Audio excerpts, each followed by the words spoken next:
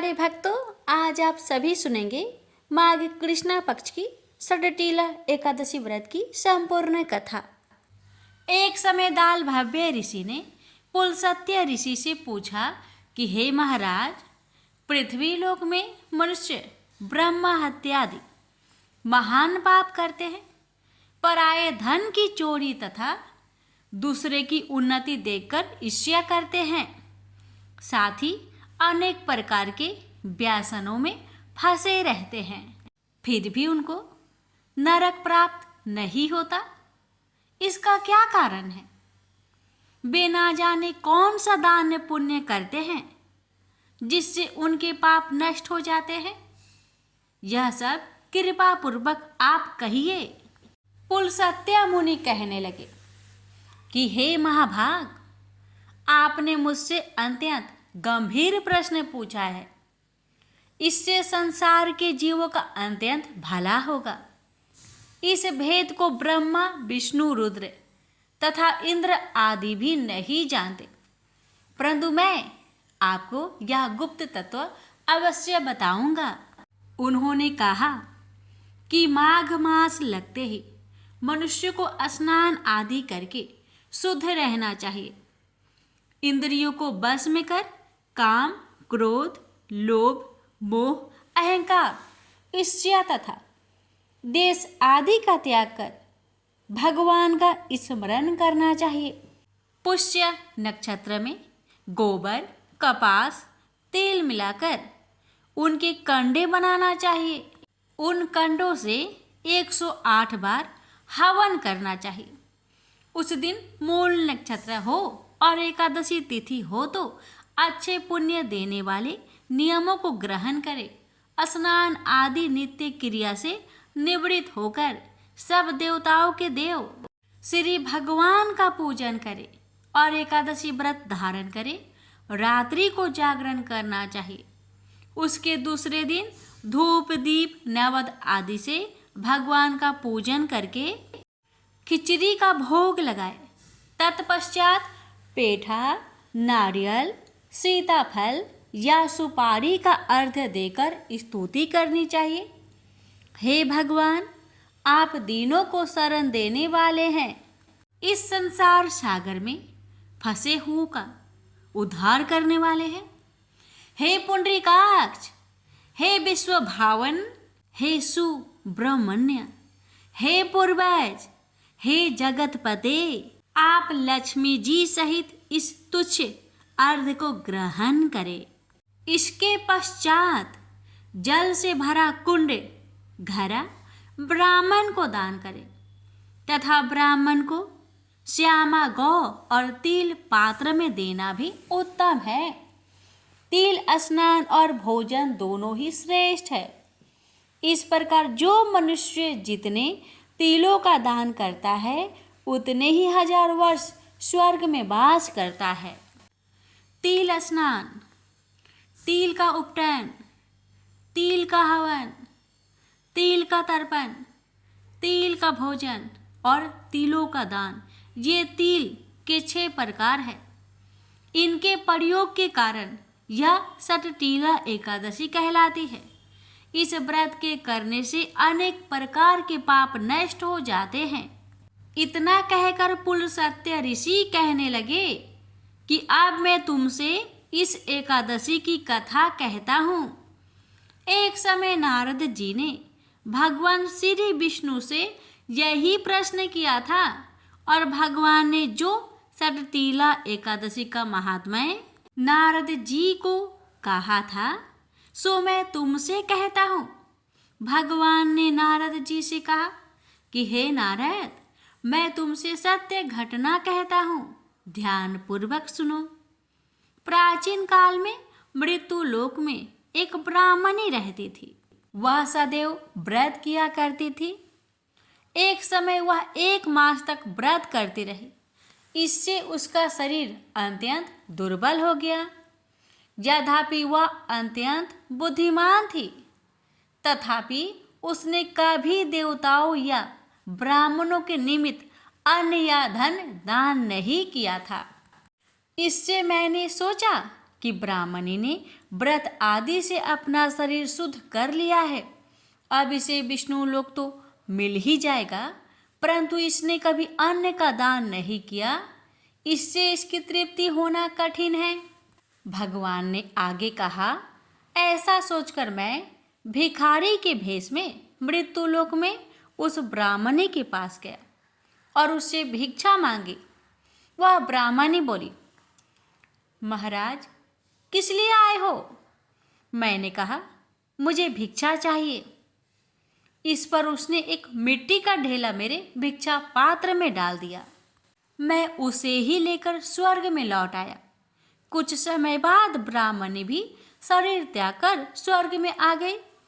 उस ब्राह्मणी को मिट्टी का दान करने से स्वर्ग में सुंदर महल मिला, परंतु उसने अपने घर को अन्न आदि सब सामग्रियों से शून्य पाया। यह देखकर ब्राह्मणी घबराकर वह मेरे पास आई और कहने लगी कि भगवान, मैंने अनेक व्रत आदि से आपकी पूजा की, परंतु फिर भी मेरा घर अन्न आदि सब वस्तुओं से शून्य है। इसका क्या कारण है? इस पर मैंने कहा, पहले तुम अपने घर जाओ, देव स्त्रियां आएंगी, पहले उनसे तुम सतटीला एकादशी का पुण्य और विधि सुन लेना, तब द्वार खोलना।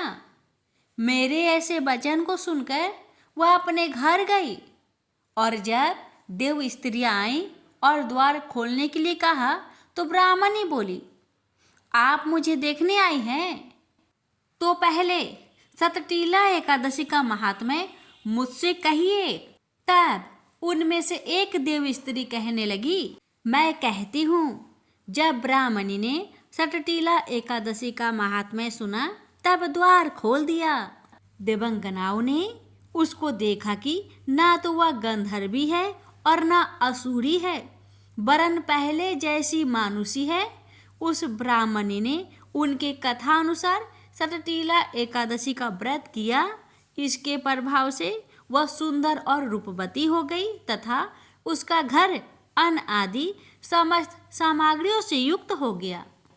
अतः मनुष्य को मूर्खता त्याग कर सतटीला एकादशी का व्रत और लोभ न करके तिल आदि का दान करना चाहिए।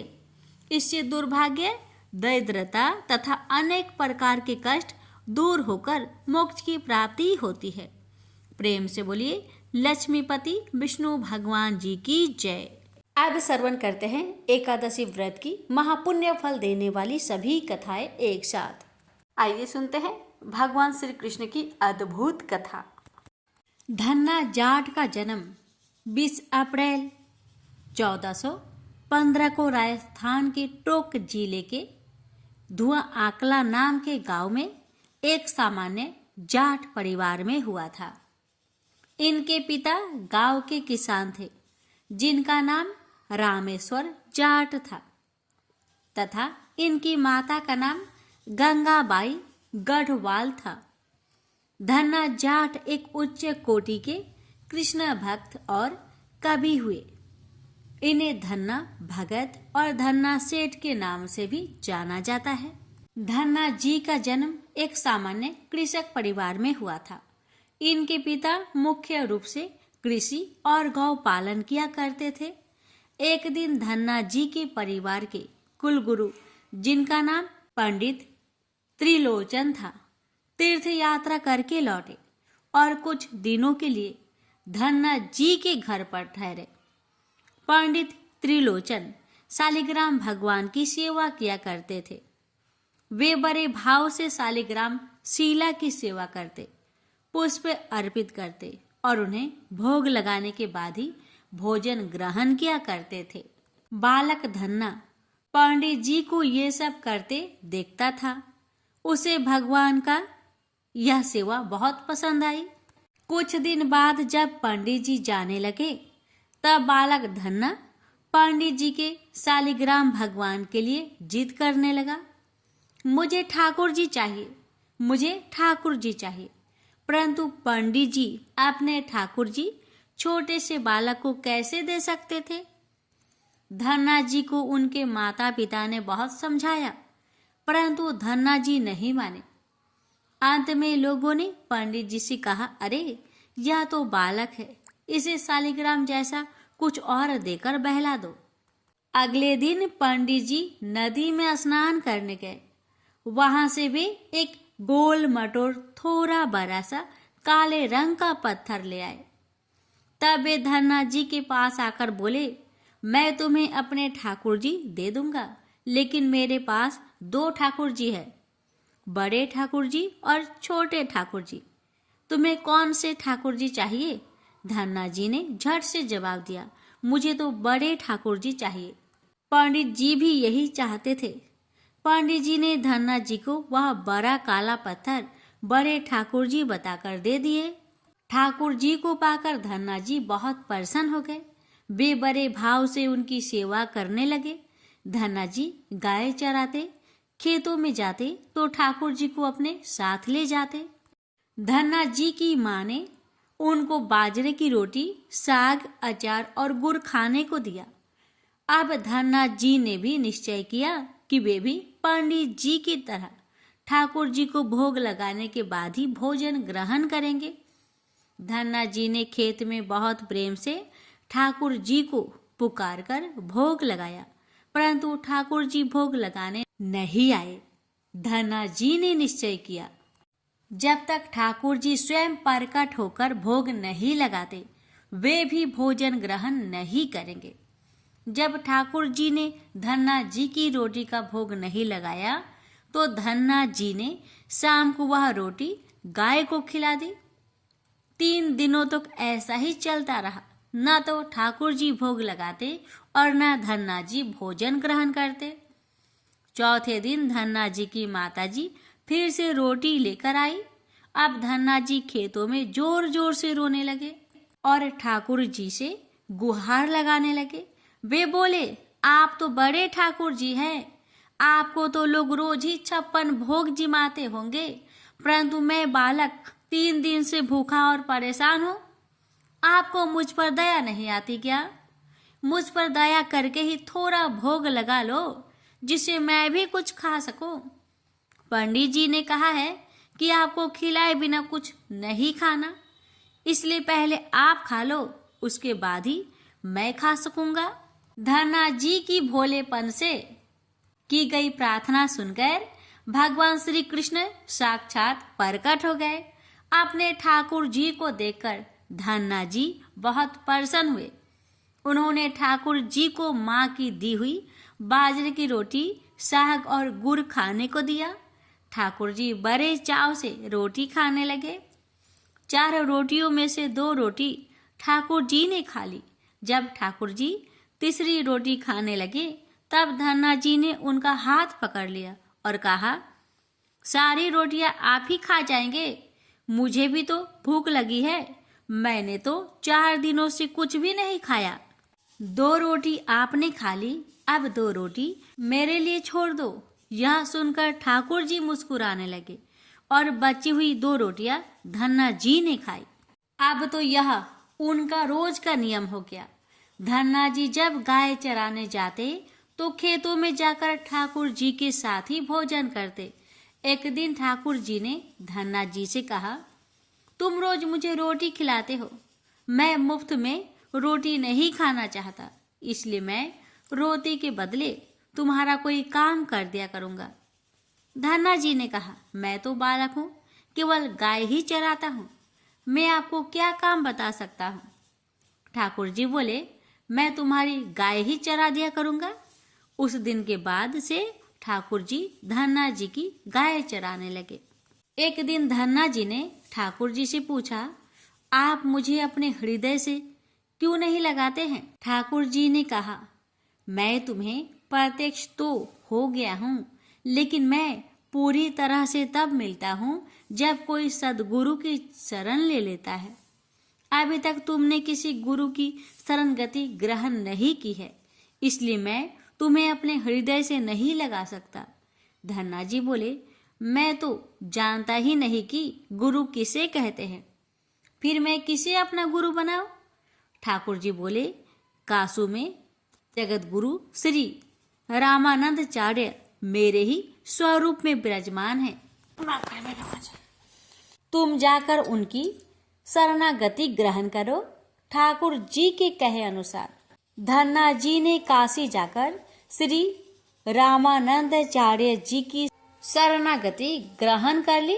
उस समय धन्ना जी की आयु 15-16 वर्ष के आसपास थी। श्री रामानंदाचार्य जी ने धन्ना जी को अपने शिष्य के रूप में स्वीकार कर लिया और उन्हें आदेश दिया कि अब तुम अपने घर चले जाओ। धन्ना जी बोले, गुरुजी, अब मैं घर नहीं जाना चाहता। आप मुझे घर जाने का आदेश क्यों दे रहे हैं? गुरुजी बोले, अगर यहाँ रहकर भजन करोगे तो केवल तुम्हारा ही कल्याण होगा, लेकिन अगर तुम अपने घर जाकर खेती किसानी करते हुए अपने माता पिता की सेवा करते हुए भजन करोगे तो तुम्हारे साथ कई जीवों का उद्धार हो जाएगा। गुरु जी के आदेश पर धन्ना जी घर लौट आए। इसके बाद जैसे ही धन्ना जी घर पहुंचे, ठाकुर जी ने उन्हें अपने हृदय से लगा लिया। इसके बाद धन्ना जी खूब मन लगाकर संत सेवा करने लगे। जब भी उनके गांव में कोई साधु संत आते तो धन्ना जी उन्हें अपने घर ले आते और बड़े प्रेम से उनकी सेवा करते और उन्हें भोजन खिलाते। संतों की सेवा करने के कारण अब उनके घर दूर दूर से साधु संत पधारने लगे। धन्ना जी उन सभी का बड़े प्रेम से सत्कार करते और उन सभी को भोजन कराते।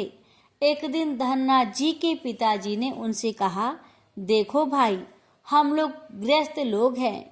यदि महीने में एक आध बार कोई साधु आ जाए तो हम उनकी सेवा भी कर दे और उन्हें भोजन भी करा दे, लेकिन तुम्हारी इन साधुओं से ऐसी दोस्ती हो गई है कि हर दूसरे दिन कोई न कोई साधु चला आता है और अपने साथ एक दो को ले आता है। यह ठीक नहीं है। हम अपनी खेती बाड़ी का काम करें या इन साधुओं की सेवा करें। तुम तो अभी बालक हो, कुछ कमाते नहीं। तुम्हारा पालन पोषण भी हम ही करते हैं और ऊपर से तुम इन साधुओं को बुला लाते हो। इस प्रकार इन निठले साधुओं की सेवा करना ठीक नहीं है। इसलिए एक बात कान खोलकर सुन लो, आज के बाद यदि तुम किसी साधु को घर लेकर आए तो मैं उन्हें घर में नहीं घुसने दूंगा। यदि तुम्हें साधु सेवा करनी है तो पहले कुछ कमाई करो, फिर अपनी कमाई से साधु सेवा करना। पिताजी की बात सुनकर धन्ना जी उदास हो गए और चुपचाप खड़े हो गए। तब पिताजी ने धन्ना जी को डांटते हुए कहा, आज के बाद किसी साधु को घर में लेकर मत आना और जाओ खेतों में गेहूं बो कर आओ। खेत तैयार है, बोरियों में बीज का गेहूं रखा है, इसे बैलगाड़ी में रखकर ले जाओ और खेत में बो दो। धन्ना जी ने बैलगाड़ी में गेहूं की बोरियां रख ली और खेत में बोने चल दिए। धन्ना जी थोड़ी दूर ही चले थे, उन्हें मार्ग में 5-6 साधु संतों की टोली आती दिखाई दी। धन्ना जी ने बैलगाड़ी से उतरकर उन्हें साष्टांग प्रणाम किया। संतों ने धन्ना जी को आशीर्वाद दिया और पूछा, बेटा, इस गांव में धन्ना जी का घर कौन सा है? सुना है वे जगत गुरु श्री रामानंदाचार्य के शिष्य हैं और बहुत छोटी उम्र में ही उन्होंने भगवान का दर्शन प्राप्त कर लिया है। हम भी उनका दर्शन करना चाहते हैं। यह सुनकर धन्ना जी संकोच में पड़ गए और वे हाथ जोड़कर बड़ी विनम्रता से बोले, महाराज, मुझे ही लोग धन्ना भगत कहते हैं। संत बोले, भगवान ने बड़ी कृपा की। हम जिनसे मिलने आए थे वे यहीं मिल गए। निश्चित ही आप ऐसे ही भक्त हैं जैसा आपके विषय में सुना था। कितनी विनम्रता है।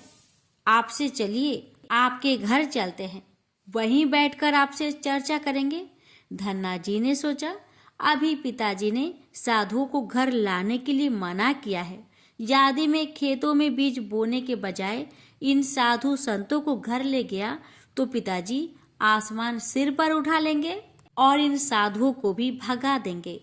तब धन्ना जी कुछ विचार करके बोले, महाराज, अभी घर पर कोई नहीं है, मैं भी खेत की तरफ जा रहा हूँ, आप भी मेरे साथ वहीं चलिए। संत बोले, ठीक है, हमें तो आपसे मिलना था, अब आप जहाँ ले चले हम वही चलेंगे। फिर धन्ना जी उन सभी को अपने खेत ले गए। खेत में एक पेड़ के नीचे बने चबूतरे पर साधुओं को बैठाकर बोले, महाराज आप यहीं पर कुछ देर विश्राम कीजिए, तब तक मैं आपके भोजन की व्यवस्था करता हूँ। यह कहकर धन्ना जी वहां से बैलगाड़ी लेकर चले गए।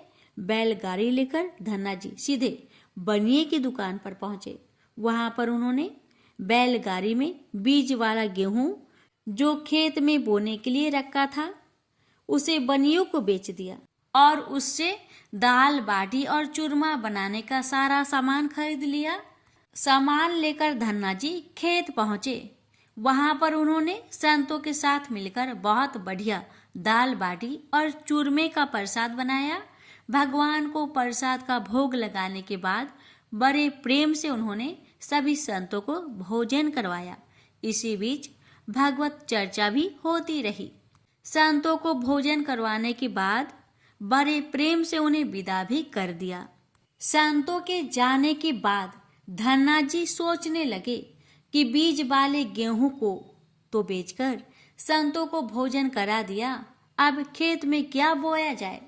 अगर पिताजी से फिर बीज मांगने गया तो पिताजी बहुत नाराज होंगे। यह सोचकर धन्ना जी ने बोरियों में रेत भर ली और आसपास के लोगों को दिखाने के लिए उस रेत को ही खेतों में बोने लगे। धन्ना जी ने राम राम का नाम लेते हुए शाम तक बोरियों की सारी रेत खेत में छिड़क दी। आसपास के खेत वाले देख रहे थे कि धन्ना जी खेतों में गेहूं बो रहे हैं, परंतु वे तो खेतों में रेत बो रहे थे। खेत बोने के बाद धन्ना जी बड़े प्रसन्न मन से घर की ओर चल दिए। वे सोचने लगे, खेतों में तो कुछ उगना नहीं है तो देखभाल भी नहीं करनी पड़ेगी। पर पिताजी ने पूछा, खेत बो आए? धन्ना जी बोले, जी पिताजी बो आया। कुछ दिन बाद धन्ना जी के पिताजी और गांव के कुछ लोग, बड़े बूढ़े लोग धन्ना जी के पास आए और बोले, तुमने कैसा खेत बोया है? ऐसी फसल तो हमने अपने जीवन में आज तक नहीं देखी। ऐसा लगता है जैसे गेहूं का एक एक दाना नाप नाप कर एक समान दूरी पर बोया गया है और सारे ही दाने उग गए हैं। इतनी सुंदर फसल तो हमने आज तक नहीं देखी। यह सब तुमने कैसे किया? धन्ना जी सोचने लगे, ये सब उनको ताने मार रहे हैं, खेत में कुछ उगा ही नहीं होगा, इसलिए ऐसी बातें बोल रहे हैं। तब धन्ना जी ने स्वयं खेत पर जाकर देखा।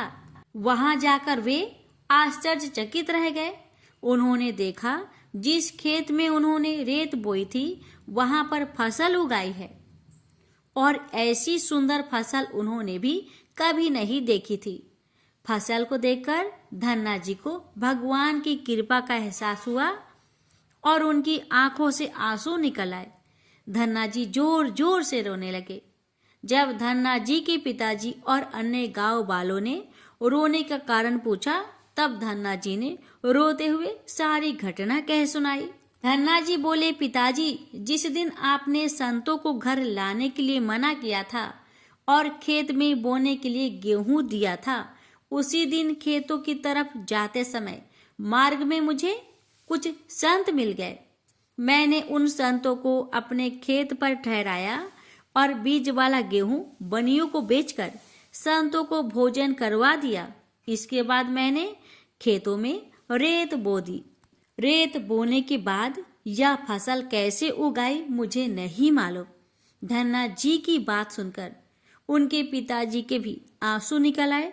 वे बोले, मेरा धन्य भाग जो मेरे घर में ऐसा पुत्र ने जन्म लिया है। आज के बाद हम तुम्हें रोकेंगे नहीं। खूब साधु बुलाओ, खूब संत सेवा करो, हम तुम्हें अब कभी मना नहीं करेंगे। आज से मैं भी भगवान की भक्ति किया करूंगा और तुम्हारे साथ संतों की सेवा किया करूंगा।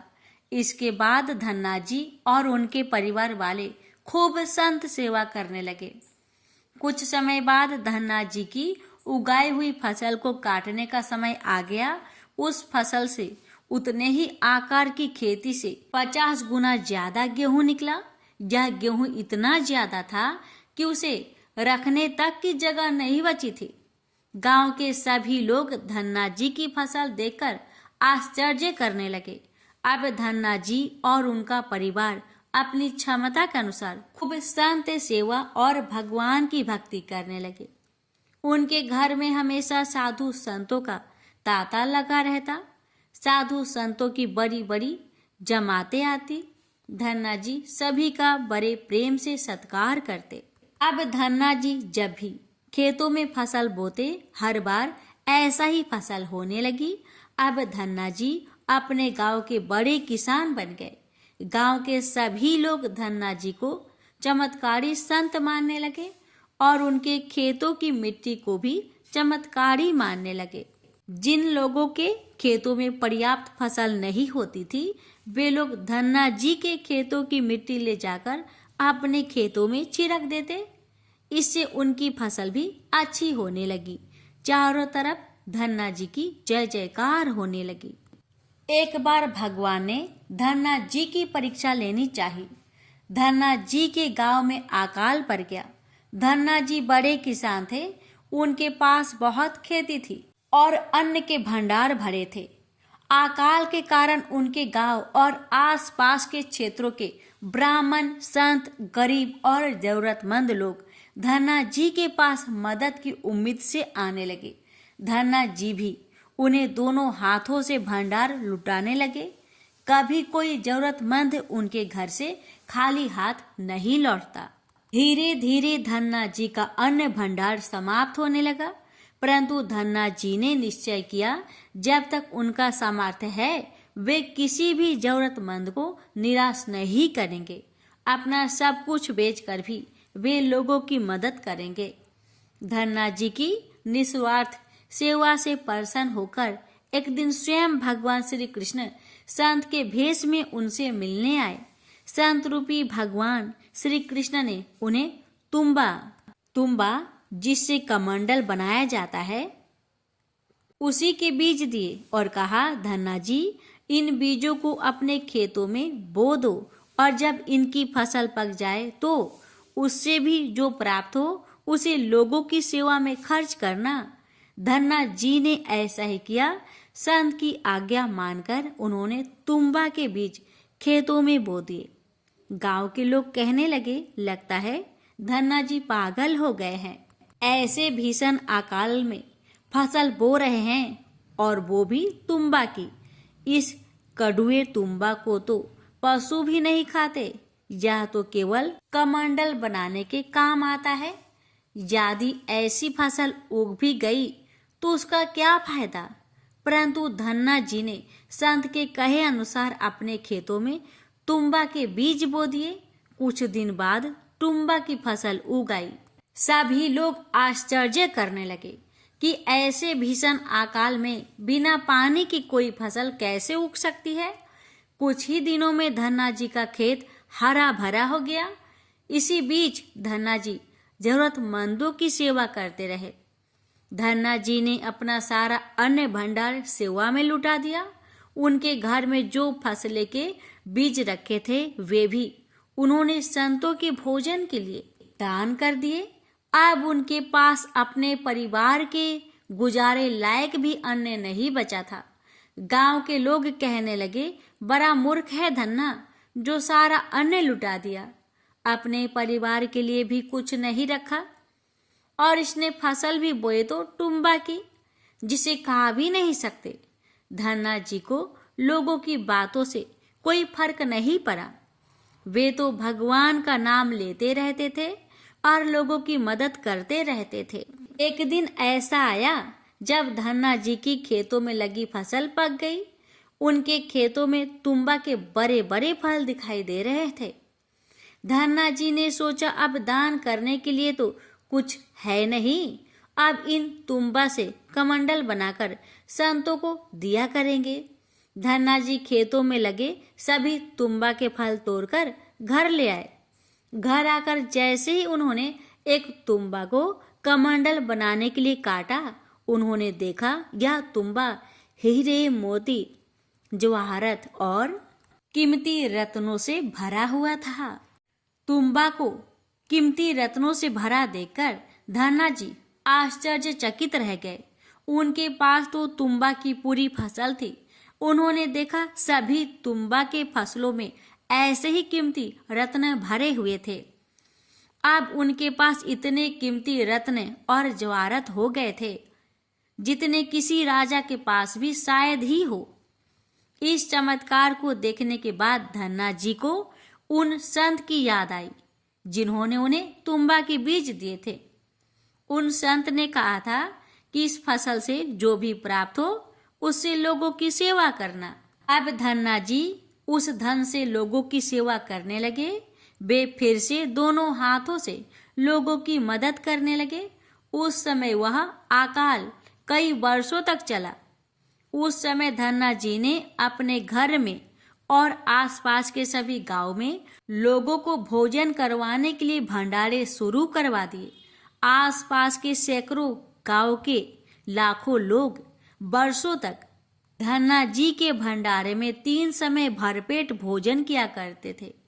धन्ना जी ने अपने जीवन काल में उस धन से कई मंदिर, बावड़ियां, तालाब और धर्मशालाएं बनवाई और हर तरह से साधु संतों और लोगों की मदद की।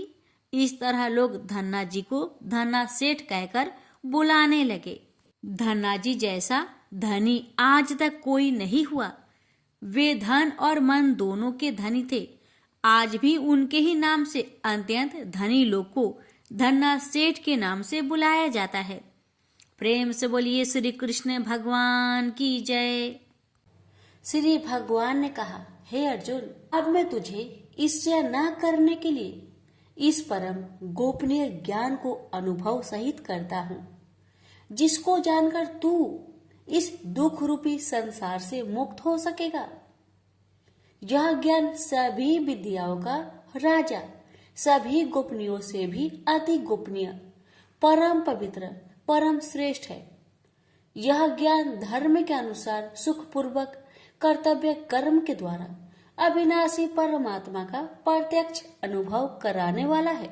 हे परंतर, इस धर्म के प्रति श्रद्धा न रखने वाले मनुष्य मुझे न प्राप्त होकर जन्म मृत्यु रूपी मार्ग से इस संसार में आते जाते रहते हैं। मेरे कारण ही यह सारा संसार दिखाई देता है और मैं ही इस संपूर्ण जगत में अदृश्य शक्ति रूप में सभी जगह स्थित हूँ। सभी प्राणी मुझ में ही स्थित है, परंतु मैं उनमें स्थित नहीं हूँ। हे अर्जुन, यह मेरी ऐश्वर्य पूर्ण योग शक्ति को देख। यह संपूर्ण सृष्टि मुझ में कभी स्थित नहीं रहती है, फिर भी मैं सभी प्राणियों का पालन पोषण करने वाला हूँ और सभी प्राणियों में शक्ति रूप में स्थित हूँ, परंतु मेरा आत्मा सभी प्राणियों में स्थित नहीं रहता है, क्योंकि मैं ही सृष्टि का मूल कारण हूँ। इस प्रकार सभी जगह बहने वाली महान वायु सदैव आकाश में स्थिर रहती है, उसी प्रकार सभी प्राणी मुझ में स्थिर रहते हैं। हे कुंती पुत्र, कल्प के अंत में सभी प्राणी मेरे प्रकृतिक में प्रवेश करके विलीन हो जाते हैं और अगले कल्प के आरंभ में उनको अपनी इच्छा शक्ति से फिर उत्पन्न करता हूँ। 84 लाख योनियों में सभी प्राणी अपनी इच्छा शक्ति के कारण बार बार मेरी इच्छा शक्ति से विलीन उत्पन्न होते रहते हैं। यह सभी पूर्ण रूप से स्वतः मेरी इच्छा शक्ति के अधीन होते हैं। हे धनंजय, यह सभी कर्म मुझे बांध नहीं पाते, क्योंकि मैं उन कार्यों में बिना किसी फल की इच्छा से उदासीन भाव से स्थिर रहता हूँ। हे कुंती पुत्र, मेरी अच्युता, मैं मेरी भौतिक प्रकृति सभी चर तथा अचर जीव उत्पन्न और विनिष्ट करती रहती है। इसी कारण से यह संसार परिवर्तनशील है। मूर्ख मनुष्य मुझे अपने ही समान निष्कृष्ट शरीर आधार वाला समझते हैं। इसलिए वह सभी जीव आत्माओं का परम ईश्वर वाले मेरे स्वभाव को नहीं समझ पाते। ऐसे मनुष्य कभी न पूर्ण होने वाली आशा में, कभी न पूर्ण होने वाले कर्मों में और कभी न प्राप्त होने वाले ज्ञान में विशेष रूप से मोहग्रस्त हुए मेरी मोहने वाली भौतिक प्रकृति की ओर आकर्षित होकर निश्चित रूप से राक्षसी वृत्ति और असुरी स्वभाव धारण किए रहते हैं। ये पृथा पुत्र, मोह से मुक्त हुए महापुरुष देवीय स्वभाव को धारण करके मेरी शरण ग्रहण करते हैं और मुझको सभी जीव आत्माओं का उद्यम जानकर अनन्य भाव से मुझ अविनाशी का स्मरण करते हैं। ऐसे महापुरुष दृढ़ संकल्प से प्रयत्न करके निरंतर मेरे नाम और महिमा का गुणगान करते हैं और सदैव मेरी पूजा में स्थिर होकर मुझे बार बार प्रणाम करते हुए मेरी पूजा करते हैं। कुछ मनुष्य ज्ञान के अनुशीलन द्वारा यज्ञ करके, कुछ मनुष्य मुझे एक ही तत्व जानकर, कुछ मनुष्य अलग अलग तत्व जानकर अनेक विधियों से निश्चित रूप से मेरे विश्व स्वरूप की पूजा करते हैं। हे अर्जुन, मैं ही वैदिक कर्म कांड को करने वाला हूँ, मैं ही यज्ञ हूँ, मैं ही पितरों को दिए जाने वाला तर्पण हूँ, मैं ही जड़ी बूटी रूप में औषधि हूँ, मैं ही मंत्र हूँ, मैं ही घृत हूँ, मैं ही अग्नि हूँ और मैं ही हवन में दी जाने वाली आहुति हूँ। इस संपूर्ण ब्रह्मांड का मैं ही पालन करने वाला पिता हूँ, मैं ही उत्पन्न करने वाली माता हूँ, मैं ही मूल स्रोत दादा हूँ, मैं ही इसे धारण करने वाला हूँ, मैं ही पवित्र करने वाला ओमकार शब्द से जानने योग्य हूँ, मैं ही ऋग्वेद, सामवेद और यजुर्वेद हूँ, मैं ही सभी प्राप्त होने वाला परम लक्ष्य हूँ, मैं ही सभी का भरण पोषण करने वाला हूँ, मैं ही सभी का स्वामी हूँ, मैं ही सभी के अच्छे बुरे कर्मों को देखने वाला हूँ, मैं ही सभी का परम धाम हूँ, मैं ही सभी की शरण स्थली हूँ, मैं ही सभी से प्रेम करने वाला घनिष्ठ मित्र हूँ, मैं ही सृष्टि को उत्पन्न करने वाला हूँ, मैं ही सृष्टि के संहार करने वाला हूँ, मैं ही सभी का स्थिर आधार हूँ, मैं ही सभी को आश्रय देने वाला हूँ और मैं ही सभी का अविनाशी कारण हूँ। हे अर्जुन, मैं ही सूर्य रूप में तपकर जल को भाप रूप में रोककर बारिश रूप में उत्पन्न करता हूँ, मैं ही निश्चित रूप से अमर तत्व हूँ, मैं ही मृत तत्व हूँ, मैं ही सत्य रूप में सत्य हूँ और मैं ही असत्य रूप में पदार्थ हूँ। जो मनुष्य तीनों वेदों के अनुसार यज्ञों के द्वारा मेरी पूजा करके सभी पापों से पवित्र होकर सोमरस को पीने वाले की स्वर्ग लोकों की प्राप्ति के लिए प्रार्थना करते हैं, वह मनुष्य अपने पुण्य के फल स्वरूप इंद्र लोक में जन्म को प्राप्त होकर स्वर्ग में देवी देवताओं वाले सुखों को भोगते हैं। वह जीव आत्मा उस विशाल स्वर्ग लोक के सुखों का भोग करके पुण्य फलों के समाप्त होने पर इस मृत्यु लोक में पुनः जन्म को प्राप्त होते हैं। इस प्रकार तीनों वेदों के सिद्धांतों का पालन करके सांसारिक सुख की कामना वाले मनुष्य बार बार जन्म और मृत्यु को प्राप्त होते हैं। जो मनुष्य एकमात्र मुझे लक्ष्य मानकर अनन्य भाव से मेरी स्मरण करते हुए कर्तव्य कर्म द्वारा पूजा करते हैं, जो सदैव निरंतर मेरी भक्ति में लीन रहता है, उस मनुष्य की सभी आवश्यकताएं और सुरक्षा की जिम्मेदारी मैं स्वयं निभाता हूँ। हे कुंती पुत्र, जो भी मनुष्य श्रद्धा पूर्वक भक्ति भाव से अन्य देवी देवताओं को पूजा करते हैं, वह भी निश्चित रूप से मेरी ही पूजा करते हैं, किंतु उनका वह पूजा करना अज्ञानता पूर्ण मेरी प्राप्ति की विधि से अलग त्रुटि पूर्ण होता है। मैं ही निश्चित रूप से समस्त यागों का भोग करने वाला हूँ और मैं ही स्वामी हूँ, परंतु वह मनुष्य मेरी वास्तविक रूप को तत्व से नहीं जानते, इसलिए वह कामनाओं के अनुसार पूर्ण जन्म को प्राप्त होते हैं। जो मनुष्य देवताओं की पूजा करते हैं, वह देवताओं को प्राप्त होते हैं। जो अपने पूर्वजों की पूजा करते हैं वह पूर्वजों को प्राप्त होते हैं। जो भूतों की पूजा करते हैं वह उन भूतों के कुल को प्राप्त होते हैं। परंतु जो मनुष्य मेरी पूजा करते हैं वह मुझे ही प्राप्त होते हैं। जो मनुष्य एक पत्ता, एक फूल, एक फल, थोड़ा सा जल और कुछ भी निष्काम भक्ति भाव से अर्पित करता है, उस शुद्ध भक्त का निष्काम भक्ति भाव से अर्पित किया हुआ सभी कुछ मैं स्वीकार करता हूँ। हे कुंती पुत्र, तू जो भी कर्म करता है, जो भी खाता है, जो भी हवन करता है, जो भी दान देता है और जो भी तपस्या करता है, उस सभी को मुझे समर्पित करते हुए कर। इस प्रकार तू समस्त अच्छे और बुरे कर्मों के फलों के बंधन से मुक्त हो जाएगा और मन से सभी सांसारिक कर्मों को त्याग कर मन को परमात्मा में स्थिर करके विशेष रूप से मुक्त होकर मुझे ही प्राप्त होगा। मैं सभी प्राणियों में समान रूप से स्थित हूँ। सृष्टि में न किसी से देश रखता हूँ और न ही कोई मेरा प्रिय है, परंतु जो मनुष्य शुद्ध भक्ति भाव से मेरा स्मरण करता है तब वह मुझ में स्थिर रहता है और मैं भी निश्चित रूप से उसमें स्थिर रहता हूँ।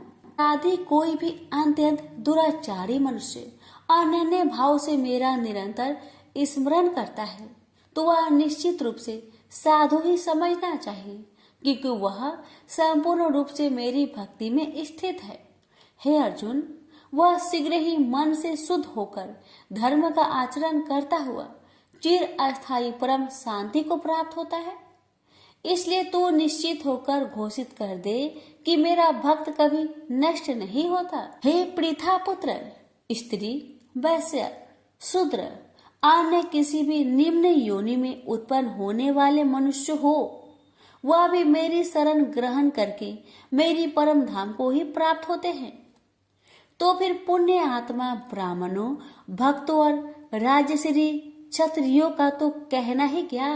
इसलिए तू क्षण में नष्ट होने वाले दुख से भरे हुए इस जीवन में निरंतर मेरा ही स्मरण कर। हे अर्जुन, तू मुझ में ही मन को स्थिर कर, मेरा ही भक्त बन, मेरे ही पूजा कर और मुझे ही प्रणाम कर। इस प्रकार अपने मन को मुझ परमात्मा में पूर्ण स्वरूप से स्थिर करके मेरी शरण होकर तू निश्चित रूप से मुझे ही प्राप्त होगा। इस प्रकार उपनिषद, ब्रह्म विद्या तथा योग शास्त्र रूप श्रीमद् भागवत गीता के श्री कृष्ण अर्जुन संवाद में राज विद्या योग नाम का 9वां अध्याय संपूर्ण हुआ। प्रेम से बोलिए श्री कृष्ण भगवान की जय। आप सुनेंगे 9वां अध्याय का महात्म्य। नारायण जी बोले, हे लक्ष्मी जी, दक्षिण देश में एक भाव सुशर्मा नामक क्षुद्र रहता था। वह बड़ा पापी और मांस मदिरा भक्षी था। एक दिन मदिरा पीने से उसकी देह छूट गई और मरकर प्रेत हुआ। वृक्ष पर बैठ गया। एक ब्राह्मण भी उसी नगर में रहता था। दिन को भिक्षा मांगकर स्त्री को लाकर देता। नारी उसकी कलहनी थी। समय पाकर उन दोनों ने प्राण त्यागे और वह दोनों मरकर प्रेत हुए और वह भी उस वृक्ष के तले में आकर रहे। कुछ काल व्यतीत हुआ। तब एक दिन उसकी नारी पिचासनी ने कहा, पुरुष पिचास, तुमको कुछ पिछले जन्म की खबर है? तब पिचास ने कहा, तूने पिछले जन्म में क्या साधना की थी जिससे तुझे खबर है? तब उस पिचास ने कहा, मैंने पिछले जन्म में एक ब्राह्मण से आध्यात्मिक कर्म सुना था। तब फिर पिचासनी ने कहा, तूने और कौन सी साधना की थी तथा वह ब्राह्मण कौन था और वह आध्यात्मिक कर्म कौन सा है जिसके सुनने से तुझे पिछले जन्म की खबर है? पिचास ने कहा, मैंने और कुछ पुण्य किया, केवल गीता जी का श्लोक श्रवण किया। उसका प्रयोजन यह है कि एक समय अर्जुन ने श्री कृष्ण से 3 बातें पूछी थी जो गीता जी की 9वें अध्याय में लिखी है। वह तीनों बातें पिचासनी ने पिचास से श्रवण करी। इन बातों के सुनते ही एक और प्रेत उस वृक्ष से निकला। उसने कहा, अरे पिचासनी, यह 3 बातें फिर से कहो जो अभी सुना रही थी। पिचासनी ने कहा, तू कौन है? मैं तुझे नहीं जानती। मैं अपने पति से पूछती हूँ वह कर्म कौन था जिसे पिछले जन्म की बातें याद रही। तब उसके पति ने पुनः 3 बातें सुनाई, जिनके सुनते ही वह 3 प्रेत योनि से छुटकर देव देही धारण कर विमानों पर बैठकर बैकुंठ को गए। श्री भगवान जी बोले, हे लक्ष्मी, यह 9वें अध्याय का महात्मा है। प्रेम से बोलिए लक्ष्मी नारायण की जय। लापसी तपसी की कथा। एक लापसी था, एक तपसी था। तपसी हमेशा भगवान की तपस्या में लीन रहता था। लापसी रोजाना 1.25 सेर की लापसी बनाकर भगवान का भोग लगाकर जीम लेता था। एक दिन दोनों लड़ने लगे। लापसी बोला, मैं रोज भगवान की तपस्या करता हूँ, इसलिए मैं बड़ा हूँ। लापसी बोला कि मैं रोज भगवान को 1.25 सेर लापसी का भोग लगाता हूँ, इसलिए मैं बड़ा हूँ। नारद जी वहां से गुजर रहे थे। दोनों को लड़ता देखकर उनसे पूछा कि क्यों तुम लड़ रहे हो? लापसी ने खुद को बड़ा होने का कारण बताया और तपसी ने अपना कारण बताया। नारद जी बोले, तुम्हारा फैसला मैं कर दूंगा। दूसरे दिन लापसी और तपसी नहाकर अपनी रोज की भक्ति करने आए तो नारद जी ने छुपकर 1.25 करोड़ की एक अंगूठी उन दोनों के आगे रख दी। तपसी की नजर जब अंगूठी पर पड़ी तो उसने चुपचाप अंगूठी उठाकर अपने नीचे दबा ली। लापसी की नजर अंगूठी पर पड़ी लेकिन उसने ध्यान नहीं दिया। भगवान को भोग लगाकर लापसी खाने लगा। नारद जी सामने आए तो दोनों ने पूछा कि कौन बड़ा? तो नारद जी ने तपसी को खड़ा होने को कहा। वो खड़ा हुआ तो उसके नीचे दबी अंगूठी दिखाई पड़ी। नारद जी ने तपसी से कहा, तपस्या करने के बाद भी तुम्हारी चोरी करने की आदत नहीं गई, इसलिए लापसी बड़ा है और तुम्हें तुम्हारी तपस्या का कोई भी फल नहीं मिलेगा। तपसी शर्मिंदा होकर माफी मांगने लगा। उसने नारद जी से पूछा, मुझे मेरी तपस्या का फल कैसे मिलेगा? नारद जी ने कहा, यदि कोई गाय और कुत्ते की रोटी नहीं बनाएगा तो फल तुझे मिलेगा। यदि कोई ब्राह्मण को भोजन करवाकर दक्षिणा नहीं देगा तो फल तुझे मिलेगा। यदि कोई साड़ी के साथ ब्लाउज नहीं देगा तो फल तुझे मिलेगा। यदि कोई दिए से दिया जलाएगा तो फल तुझे मिलेगा। यदि कोई सारी कहानी सुने लेकिन तुम्हारी कहानी नहीं सुने तो फल तुझे मिलेगा। उसी दिन से हर व्रत कथा कहानी के साथ लापसी तपसी की कहानी भी सुनी और कही जाती है। प्रेम से बोलिए लक्ष्मी नारायण की जय।